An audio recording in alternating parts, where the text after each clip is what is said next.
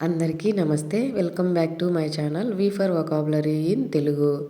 మనం ముందుగా కరెక్ట్‌గా ఆన్సర్ చేసిన వాళ్ళు అందరూ కూడా ట్రై చేశారండి. చాలా దగ్గరగానే చేశారు. కానీ కరెక్ట్‌గా ఆన్సర్ చేసిన వాళ్ళు ఎవరు లేరు. సో, అసలు దాన్ని ఎలా ప్రొనౌన్స్ చేయాలి? లాస్ట్ వీడియోలో మీకు ఇచ్చినటువంటి ఛాలెంజ్ ఏంటి అనేది ఇప్పుడు ఫుల్ ఫ్లెడ్జ్డ్‌గా నేర్చుకుందాం. ఈ వర్డ్‌ని ఎలా పలకాలి? ఎలా పలకాలి అంటే ఊస్టర్ షర్ అని పలకాలండి. ఊస్టర్ షర్ అని పలకాలి. ఇక్కడ మీకు బాక్స్లో కూడా ఇచ్చాను చూడండి. ఊ ఇక్కడ ఆర్ యొక్క శబ్దం అనేది సైలెంట్ అనమాట. ఊ స్టర్ షర్ అని పలకాలి. అసలు ఊస్టర్ షర్ అనేది ఇంగ్లాండ్లోని ఒక ప్రాంతం పేరండి.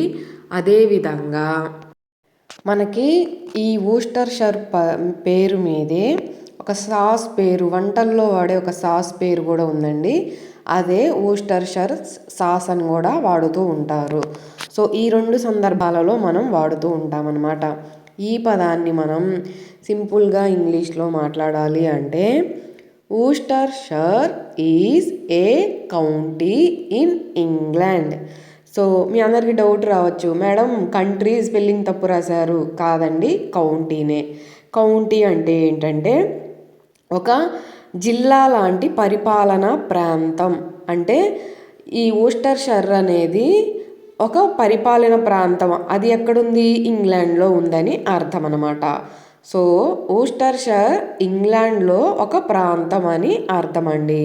సో మీకు ఇంకెలాంటి డౌట్స్ లేవనుకుంటున్నాను. ఇప్పుడు దీన్ని ఎలా పలకాలి అనేది కూడా క్లియర్ అయింది అని అనుకుంటున్నాను. Coming to the today's most important topic. ఈ క్వశ్చన్ మనల్ని అడిగింది శివ గారు.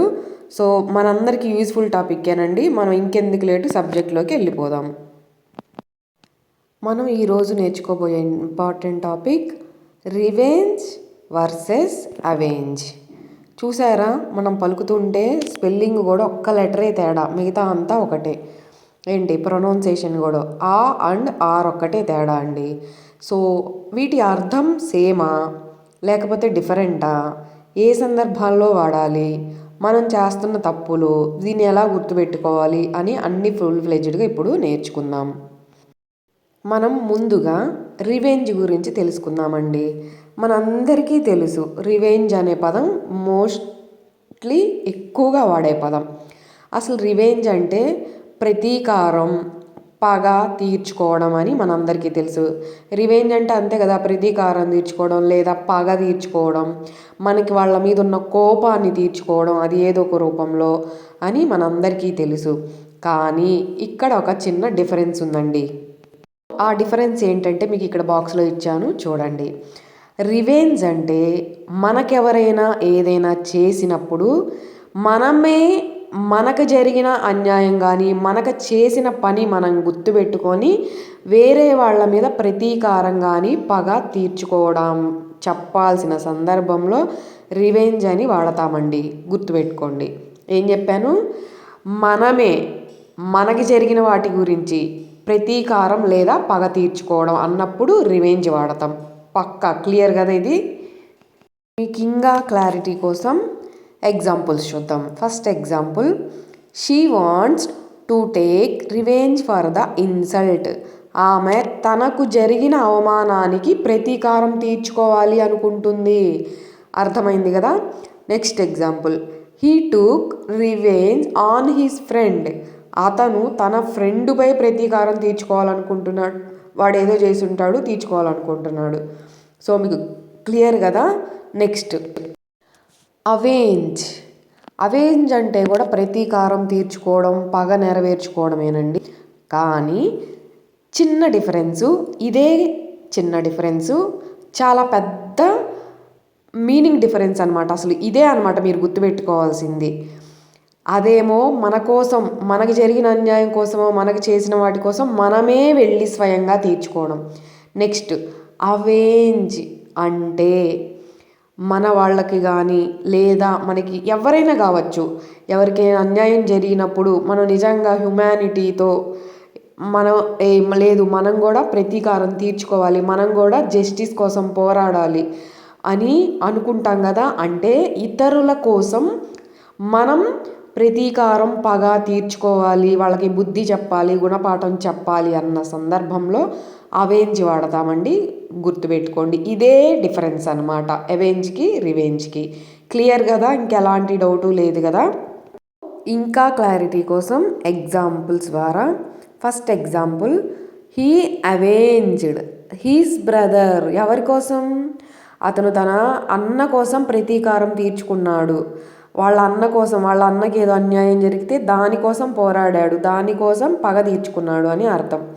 Next example, she wants to avenge her father's death. అంటే ఆమె తన తండ్రి మరణానికి ప్రతీకారం తీర్చుకోవాలి అనుకుంటుంది. సో మీకు క్లియర్ కదా, అర్థమైంది అనుకుంటున్నాను. మీకు ఇంకా ఇప్పుడు సింపుల్ ఎగ్జాంపుల్ చూద్దాం ఒకే కాన్వర్జేషన్ని. Simple conversation, I took revenge. నేను పగ తీర్చుకున్నాను కదా, దీని అర్థం నేను నా కోసం ప్రతీకారం తీర్చుకున్నాను, పగ తీర్చుకున్నాను అని అర్థం. ఐ అవెంజ్డ్ మై బ్రదర్ అంటే ఏంది? నేను మా అన్న కోసం లేదా తమ్ముడు కోసం ప్రతీకారం తీర్చుకున్నాను అని అర్థం అనమాట అవెంజ్డ్ అంటే. సో క్లియర్ కదా, ఇంకెలాంటి డౌట్స్ లేవు కదా.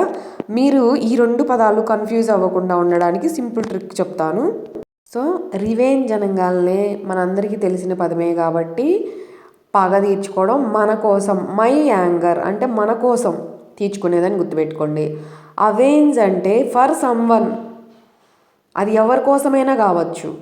సో అర్థమైంది కదా, ఈ సింపుల్ ట్రిక్ గుర్తుపెట్టుకోండి. ఇంతకీ ఈ 2 పదాలు నౌన్స్ అని గుర్తుపెట్టుకోండి మర్చిపోకుండా, అది మెయిన్ పార్ట్ అనమాట. సో ఈరోజు నేను మీకు ఇవ్వబోయే ఛాలెంజ్, ఎంతమంది కరెక్ట్గా ఆన్సర్ చేస్తారో చూద్దాం. రేపు మీ పేర్లు అనౌన్స్ చేస్తాను. First challenge, my friend ate my biryani so I. కింద 2 ఆప్షన్స్లో ఏది correct? Second challenge, the hero fill in the blank his father in the movie. కింద 2 ఆప్షన్స్లో ఏది కరెక్ట్? కామెంట్ సెక్షన్లో కామెంట్ చేయండి. సో అందరికీ ఈ వీడియో నచ్చింది, మీ అందరికీ ఇంకా ఎలాంటి డౌట్స్ లేవు, చాలా యూస్ఫుల్ వీడియోలే అనుకుంటున్నాను. మీకు నచ్చినట్లయితే ఖచ్చితంగా లైక్ చేయడం అయితే మర్చిపోకండి. లైక్ చేయడంతో పాటుగా హైప్ చేయండి, మీకు నచ్చితేనే చేయండి. సో మీకు ఎవరికైనా యూస్ఫుల్ ఉంది అంటే కంటెంట్ మర్చిపోకుండా తప్పకుండా షేర్ చేయండి. మీరు ఈరోజే చూస్తున్నట్లయితే నచ్చితే సబ్స్క్రైబ్ చేసుకోండి. Thanks for watching my video.